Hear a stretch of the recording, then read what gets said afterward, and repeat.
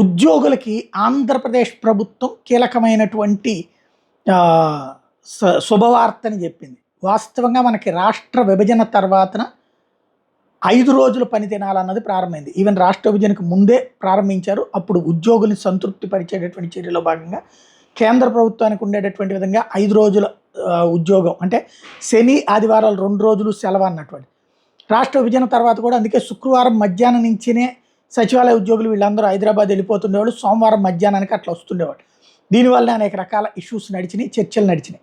అయితే ప్రతి ప్రభుత్వం కూడా అది కొనసాగిస్తూనే వచ్చింది. జగన్ ప్రభుత్వం ముందు ఆపేస్తానంది కానీ ఆ తర్వాత కొనసాగించింది. ఈ నెల 27తో 5 రోజుల పని విధానం ముగిపోతుంది. దీన్ని మరికొంతకాలం పొడిగించాలని ఉద్యోగుల సంఘం ముఖ్యమంత్రి కోవడంతో వెంటనే ఆమోదం తెలిపారు. రాష్ట్ర సచివాలయ ఉద్యోగులకి ప్రభుత్వం ఈ గుడ్ న్యూస్ ఇచ్చింది. దీంతో 5 రోజుల పని దినాలే ఉంటాయి, సోమవారం నుంచి శుక్రవారం వరకు.